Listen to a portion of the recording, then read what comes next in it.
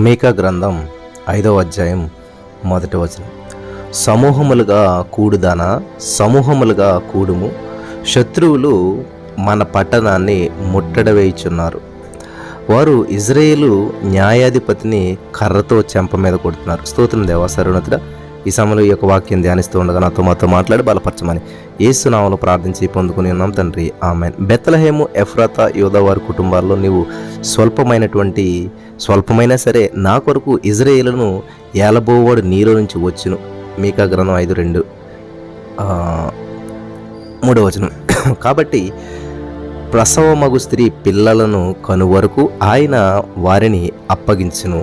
అప్పుడు ఆయన సహోదరులలో శేషించిన వారును ఇజ్రాయేలీలతో కూడా తిరిగి వత్తురు.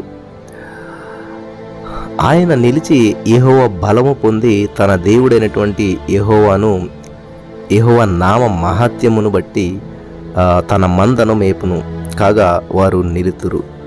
ఇక్కడ సియోను పతనావస్థలోకి దిగజారిపోయింది. అప్పుడు మెస్సయ్య వస్తాడు. ఆయన మరి లోక విజేత. ఇక్కడ మనం మీకా గ్రంథం ఈ యొక్క మొదటి 5 వచనాలు మనం చదువుకుంటే అందులో అద్భుతమైనటువంటి విషయాలు దాగిన్నాయి.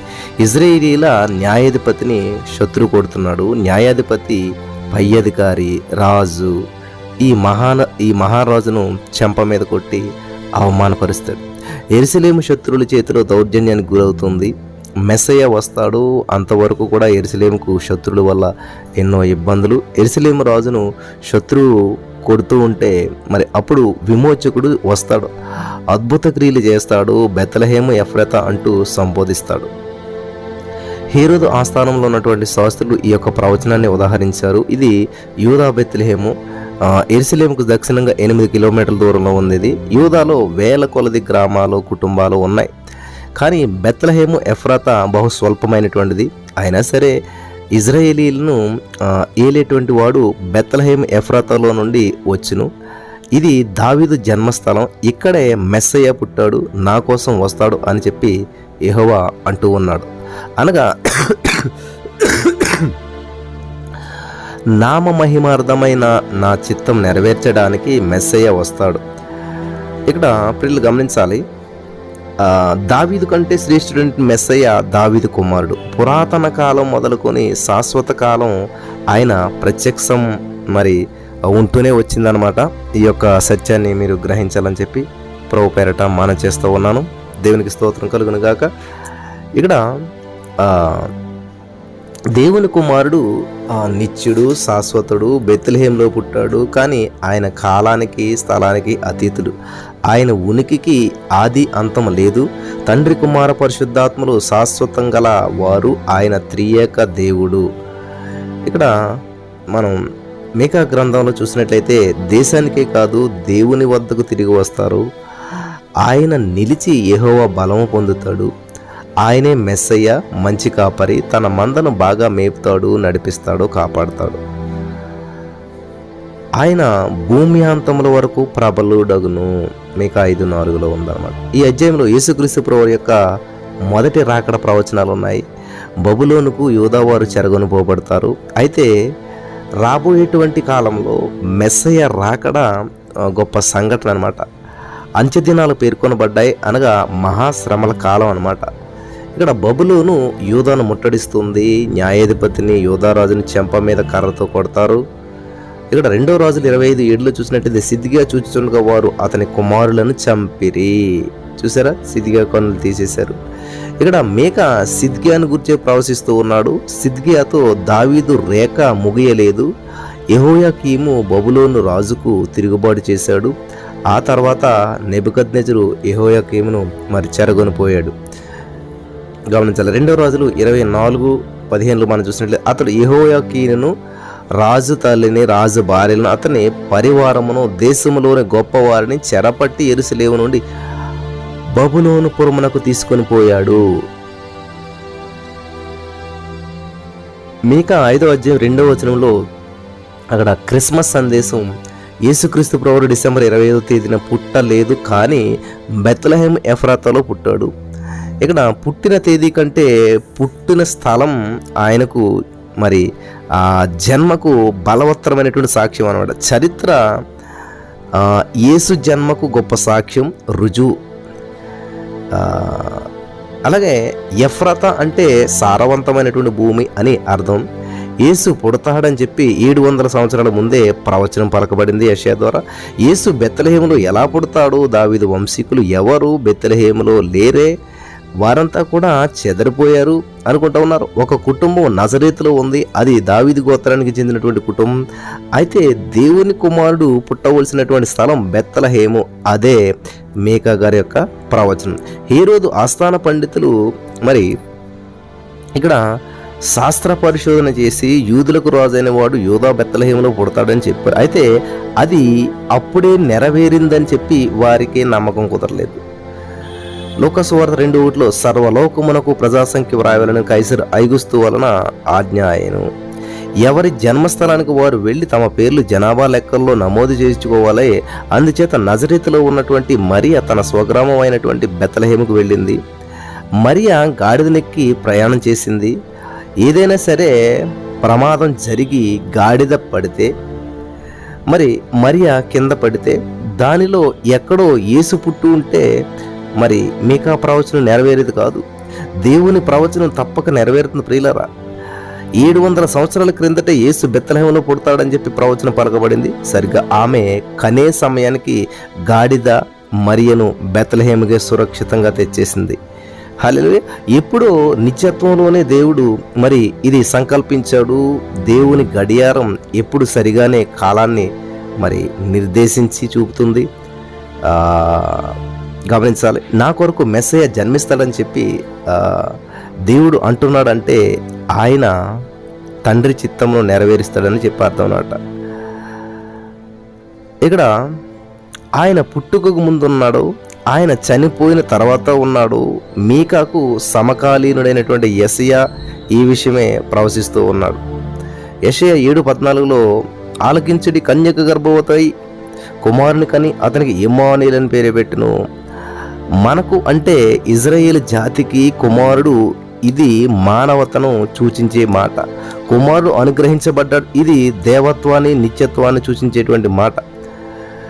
మనకు గమనించవలసిన విషయం ఏంటంటే ఇక్కడ కీర్తనలో గ్రంథం 90:2 చూసినట్టయితే పర్వతమును పుట్టక మునుపు భూమిని లోకమును నీవు పుట్టింపక మునుపు యుగ యుగములకు నీవే దేవుడవు. అనాది కాలం మొదలుకొని మొదటి నుంచి కూడా ఈ భూమి ఉత్పత్తి అయినటువంటి కాలానికి పూర్వం నేను నియమించబడి తిని అంటున్నాడు. సామెతలు 8:24 ప్రవాహ జలములు లేనప్పుడు, నీళ్లతో నిండిన ఓటలు లేనప్పుడు నేను పుట్టి తిని, పర్వతములు స్థాపించబడక మునుపు, కొండలు పుట్టక మునుపు, నేల మట్టిని రవ్వంతయు సృష్టించబడక మునుపు నేను పుట్టి తిని. హల్లెలూయా. దేవునికి స్తోత్రం కలుగును గాక. ఇక్కడ చాలా అద్భుతమైన విషయాలు తెలియజేస్తున్నాడు. కొలసి 1:16 చూసినట్లయితే ఆకాశమందున్నవి భూమి అందున్నవి దృశ్యమైనవి కానీ అదృశ్యమైనవి కానీ అవి సింహాసనములైనను ప్రభుత్వములైనను ప్రధానులైనను అధికారములైనను సర్వమును ఆయన యందు సృజింపబడెను. సర్వమును ఆయన ద్వారాను ఆయనను బట్టి సృజించబడెను. దేవునికి స్తోత్రం కలుగును గాక. ఏదైనా తోటలో చల్లపూట ఆదాము హవ్వలకు వినబడినటువంటి స్వరం ఆయనదే. దేవుని సమాచార ప్రకటన ఆయనదే. ఆయనే దేవుని వాక్యం. దేవుడు మానవులకు చెప్పదలుచుకున్నటువంటి మాట ఆయనే మండుతున్న పొదలో మోసేకు కనిపించాడు. హల్లెలూయా. కాబట్టి 2000 సంవత్సరాల కిందట ఆయన బెత్లెహేములో ఒక శిశువుగా జన్మించిన గాని పురాతన కాలం మొదలుకొని శాశ్వత కాల పర్యంతం ఆయన ప్రత్యక్షత కొనసాగుతూనే ఉంటుంది. అవతారానికి ముందు ఆయన ఉన్నాడు. అవతారం అంటే ఆయన మానవత. గమనించాలి ప్రియులారా. యేసు అనే మానవ నామధేయం ధరించాడు. ఆయన యెహోవా దేవుడు.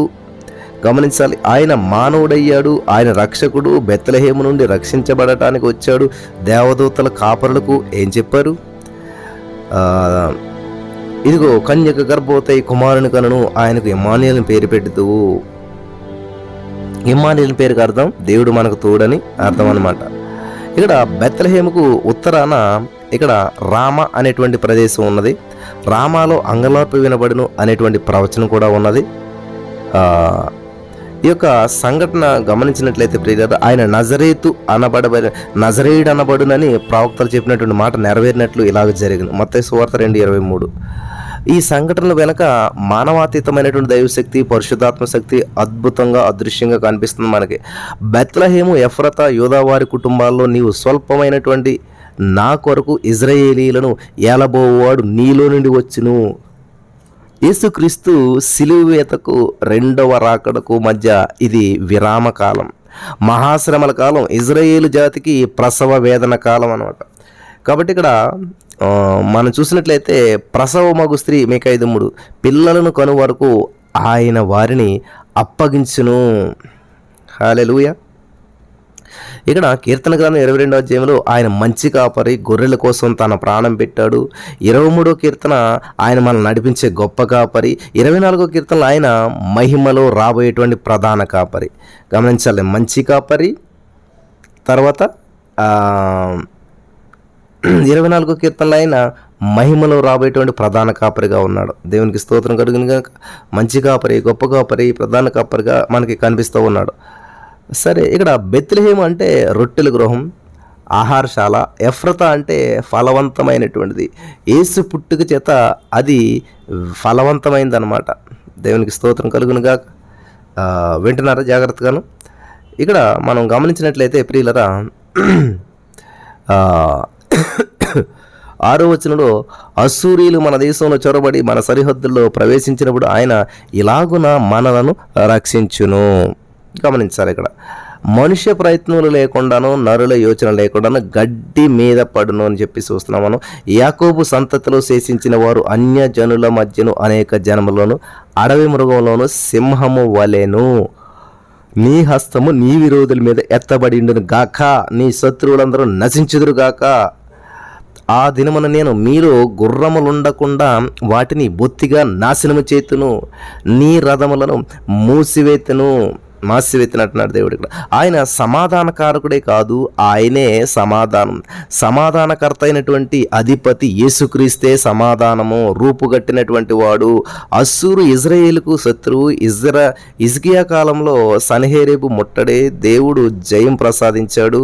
అలాగే యేసుక్రీస్తు వచ్చినప్పుడు ఆయన ప్రజలకు జయం. వారిని ఎదుర్కొనేందుకు 7 కాపర్లు, 7 సంపూర్ణతను సూచించేటువంటి అంకె, 8 మంది ప్రధానులు, కాపరులు. ఇక్కడ గమనించాలి. దేవునికి స్తోత్రం కలుగును గాక. హల్లెలూయా.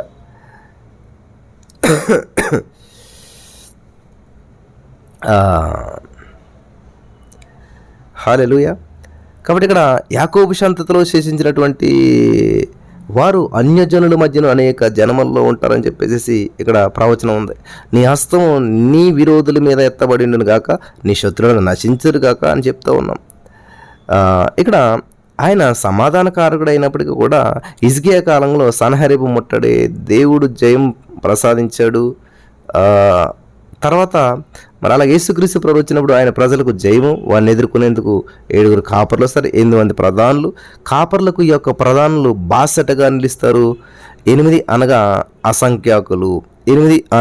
అసంఖ్యాకులు.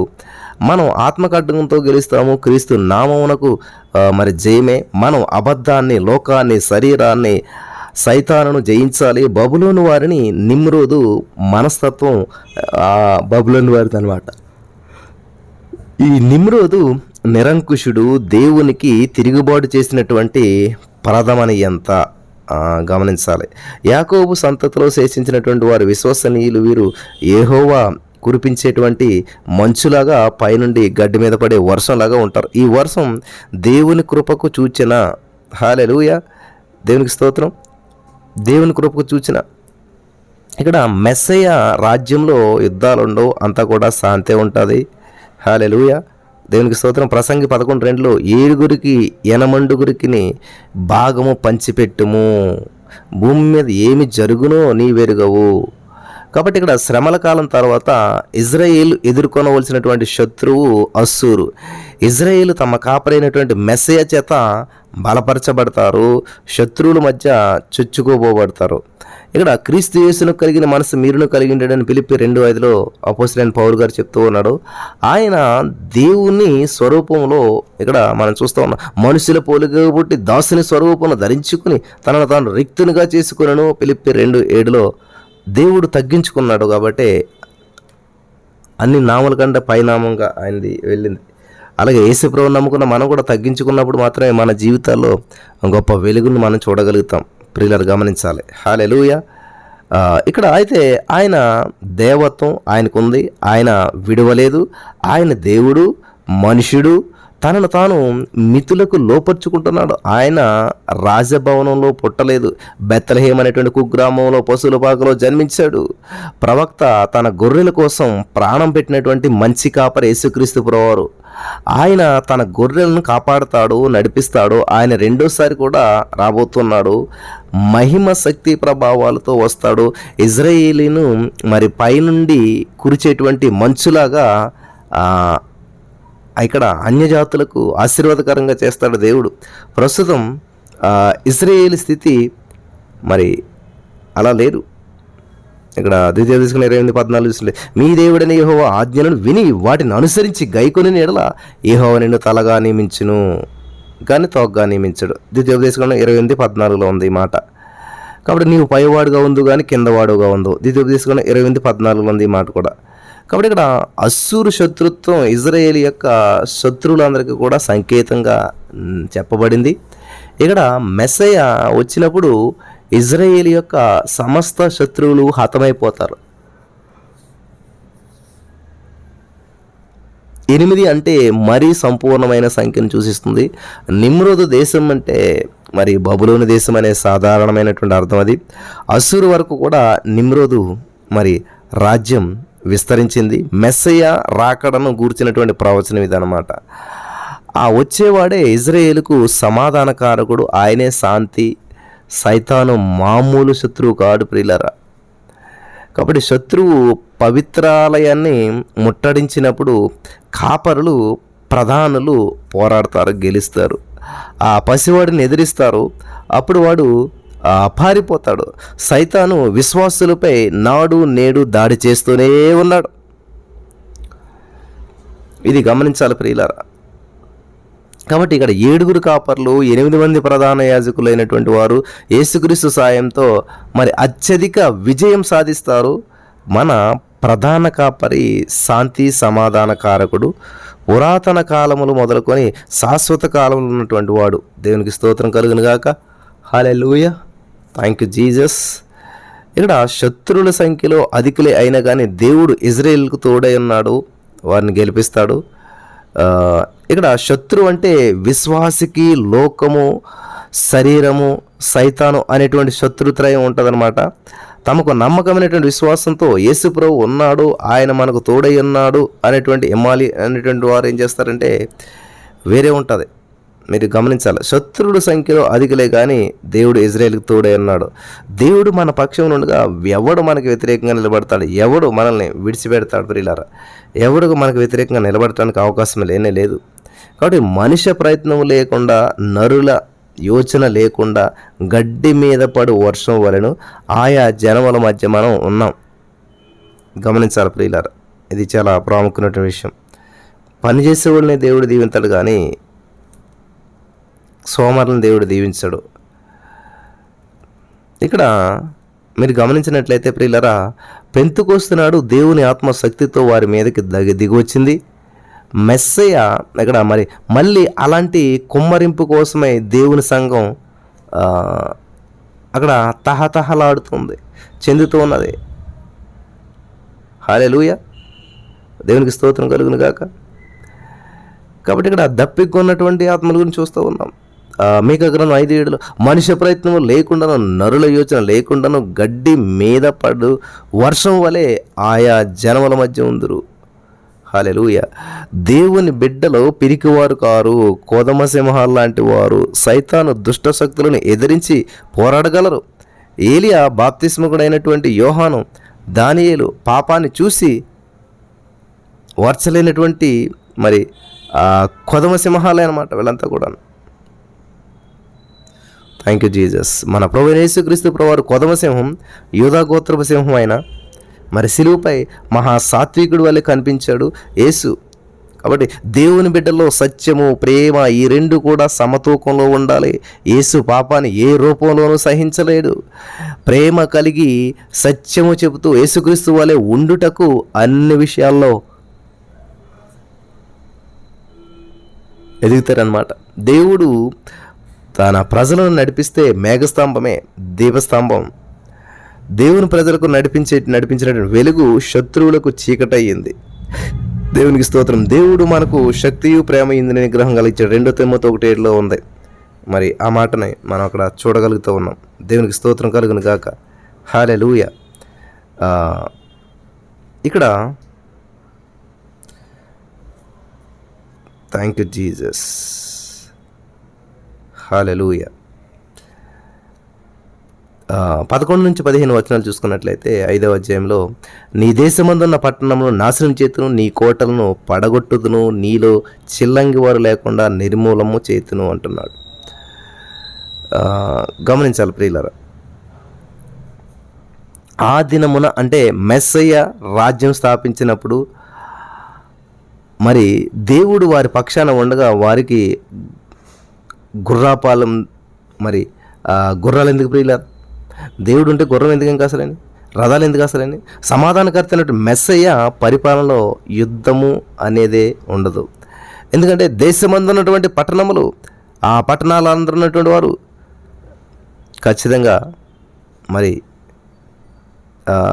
ఈ యొక్క మెస్సయ్య రాజ్యంలో ఆ యొక్క దుర్వచనాలు, సుఖభోగాలు, కామ వికార చేష్టలు, అశ్లీల అసభ్య వినోదాలు ఉండవు దేవుని సందులో.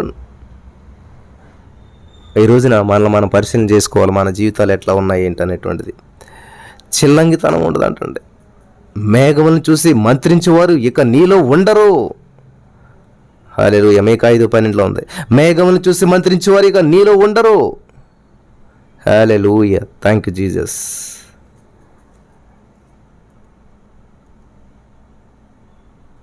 దేవుని పైన మాత్రమే ఆధారపడవలసినటువంటి ఇజ్రాయేలు ప్రజల గుర్రాలను, రథాలను సమకూర్చుకుంటున్నారు. పట్టణ ప్రాకారాలు, కోట గుమ్మాలు నిర్మించుకుంటూ ఉన్నారు. వారికి వీటితో పని లేదు. మెస్సయ్య వారికి శాంతి సమాధానాలు ఇస్తాడు. కాబట్టి అన్యజాతులు ఇజ్రాయేలుని ఎంతో హింసించారు. ఇజ్రాయేలు శేషిత ప్రజలకు మెస్సయ్య గొప్ప ఆదరణ కలిగిస్తాడు. అనేక మంది మరి అన్యులు ఆయన వైపు తిరుగుతారు. దేవునికి స్తోత్రం కలుగును గాక. హల్లెలూయా. కాబట్టి ఇక్కడ అయితే వారు ఏం చేశారు? యుద్ధాశ్వాలను, మరి రథాలను, సైన్యాన్ని సమకూర్చుకున్నారు. సోదే మొదలైనటువంటి అన్య సాంప్రదాయ దేవతలను మరి సిద్ధపరచుకున్నారు. అప్పుడు ఎవరు పాపం చేసినా కూడా దేవుడు చూస్తూ ఊరుకోడు, నిష్పక్షికంగా శిక్షిస్తాడు. కాబట్టి ఇజ్రాయేల్ వారు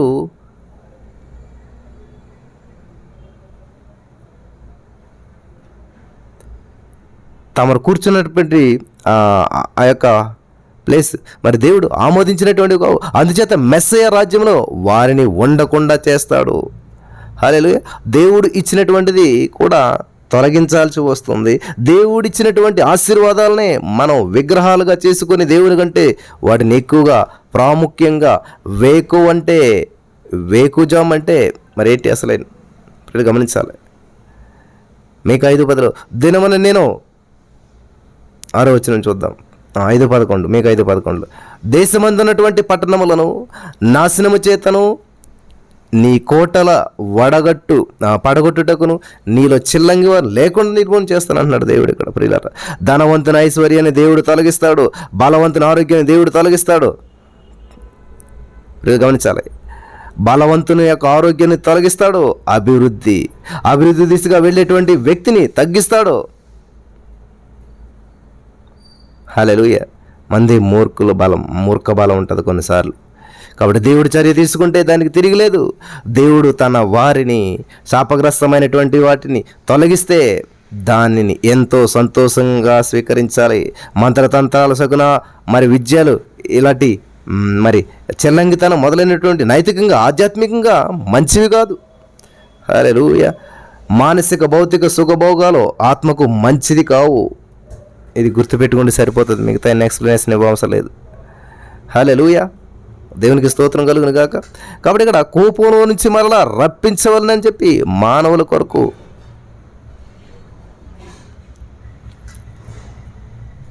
కాబట్టి ఇక్కడ భవిష్యత్తు ఎలా ఉంటుందో మనకు తెలీదు, కానీ తెలిసినటువంటి దేవుడు మనలను నడిపిస్తూ ఉన్నాడు. మనకున్నది తీసివేసినా లేనిది ఉన్నట్లు ఇచ్చినా దేవుడు గొప్పవాడు. ఎప్పటికీ దేవుని మహింపరచాలి. మనం దేవుని బిడ్డల హృదయ శుద్ధి గలవారై ఉండాలి. తమను తాము అపవిత్రత నుండి ప్రత్యేకించుకోవాలి. వారిలో ఉన్నటువంటి ప్రత్యేకతను అన్యులను కూడా ఆకర్షిస్తూ ఉంది. హల్లెలూయా. పాత నిబంధనలో మనం చూసినట్లయితే ఇజ్రాయేలు ప్రజలు అన్య ప్రజల మధ్య తమ దేవునికి సాక్షులై జీవించాలని చెప్పి దేవుని చిత్తం. Thank you lord, thank you Jesus. జాగ్రత్తగా ఉండండి ప్రియులారా. కాబట్టి ఆధ్యాత్మికమైన విలువలు గలవారే ఇతరులపై ప్రభావాన్ని చూపగలుగుతారు. పరిశుద్ధ జీవితం కలిగినటువంటి వారే ఇతరులను ఆకర్షించగలరు. మాటల్లో చేతల్లో పవిత్రత కానరావాలే. స్వార్థం, వివాదాలు, దురాశ మొదలైనటువంటి సద్గుణాలను మనం స్థాపించాలి. దేవునికి స్తోత్రం కలుగును గాక. హల్లెలూయా. ఇక్కడ బూదిగంతల నివాసులందరూ అంటున్నాడు దేవుడు, లోకంలో పెరిగేటువంటి ఆ జయించినట్లు కనబడినట్లు అక్కడ పెట్టాం. అలాగా గమనించాలి. కానీ అంతిమ విజయం సత్యానికే, దేవుని నీకే. హల్లెలూయా.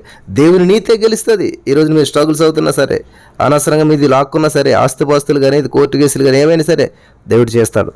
లేని ఎడల ఆయన కోపం చిను. అప్పుడు మీరు త్రోవ తప్పి నశించెదరు. ఆయనను ఆశ్రయించే వారందరూ కూడా ధన్యులు అంటారు. అలనాటి ఇజ్రాయేలీలు మొండితనానికి ప్రతీక. తమ యొక్క తప్పును ఒప్పుకోరు, ఒక పట్టాన పశ్చాత్తాపం చెందరు. చూసారా, ఇదే గర్వానికి బందీ. కొంచెం ఎప్పుడైనా సరే మన ఒక మనిషి ఒప్పుకోడు మన తప్పులను. ఒకవేళ ఒప్పుకుంటే ఎలా ఉంటుందో చూడండి ప్రియులారా. మన జీవిత విధానము, మన లైఫ్ స్టైల్ అంతా కూడా మారిపోతుంది. దేవుడి చేత స్వీకరించబడతాం. అద్భుతమైనటువంటి ఫలితాలను మనం చూడగలుగుతాం. ఇక్కడ అయితే అనేకులు తమ బలహీనతలను ఒప్పుకోరు, కప్పుకునేటువంటి ప్రయత్నం చేస్తారు. మనసాక్షి వారిని తప్పు పట్టించినటువంటి తామేమి తప్ప చేయలేనట్లే నటిస్తారు. అయితే ఇక్కడ గమనించాలి, వారిని పరామర్శించి నిరీక్షణ గొలిపేటువంటి మాటలు చెప్పాడనమాట. వారి నిధులు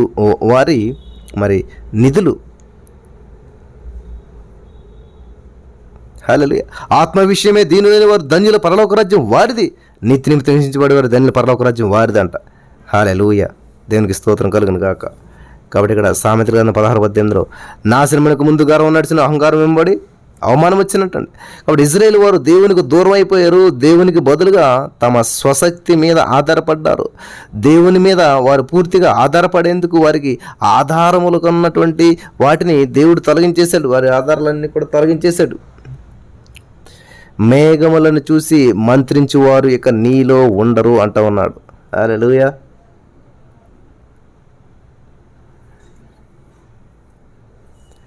మీకా 5:15 నేను అత్యాగ్రహము తెచ్చుకొని నా మాట ఆలకించని జనములకు ప్రతీకారము చేతును, ఇదే యెహోవా వాక్కు అంటున్నాడు.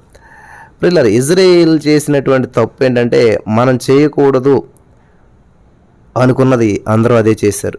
దేవుని బిడ్డలు దేవునికి ప్రథమ స్థానం ఇస్తారో, దేనికి ప్రథమ స్థానం ఇస్తారో దాన్ని బట్టే వారి యొక్క జయాపజయాలు నిర్ధారణకు వస్తాయన్నమాట. కొంతమంది దేవునికి అవును, లోకానికి కాదు అంటుంటారు. కొంతమంది ఏమో రివర్స్ ఉంటారన్నమాట. కాబట్టి మరికొంతమంది దేవునికి లోకానికి అవును అనేటువంటి చెప్తూ ఉంటుంటారు, వెళ్తూ ఉంటుంటారు. దేవునికి స్తోత్రం కలుగును గాక. కాబట్టి ఇక్కడ చివరిలోకి వచ్చే మనం ముగించుకుందాం. యేసుక్రీస్తు ప్రభువారు క్రీస్తు ఎడలో ఉన్నటువంటి సరళత నుంచి మనం పవిత్రపరచాలి. ఇక్కడ జీవితంలో ద్విమనస్కతకు చికిత్స ఒక్కటే ఉంది, క్రీస్తునందు, క్రీస్తు పట్ల, క్రీస్తు భక్తి. హల్లెలూయా. క్రీస్తే ప్రతి సమస్యకు పరిష్కారం. యేసుక్రీస్తు ప్రభువారే. ఆయన మిమ్మల్ని గురించి చింతించినాడు కనుక మీ చింత ఆయన మీద వేసేసేయండి. ఇజ్రాయేలీలు తమ ద్విమనస్కతను బట్టి దేవుడు తీవ్రమైనటువంటి శిక్షకు గురయ్యాడు. వీళ్ళు గమనించాలి. దేవుని తీవ్రమైన శిక్షకు వాళ్ళంతా కూడా గురయ్యారు. శత్రువు వారిని చెరగొను పోయాడు. విడుదలైనటువంటి వచ్చిన తర్వాత దేవుడు మెస్సయ్య రాకడకు గూర్చి హల్లెలూయా వాళ్ళది అదనమాట. మెస్సయ్య చర్చ్ కాబట్టి అలా సేమ్ అట్లా బయటకు వచ్చారు కాబట్టి ఆ రాకడ గుర్తు అలాగా ఉన్నది. ఇట్లీలో నేను అత్యాగ్రహము తెచ్చుకొని నా మాట ఆలకించినటువంటి జనములకు ప్రతీకారము చేతును, ఇదే యెహోవా వాక్కు. దేవునికి స్తోత్రం కలుగును గాక. ఈ మాటల ద్వారా దేవుడు మనల్ని బలపరచును గాక. ఆమేన్.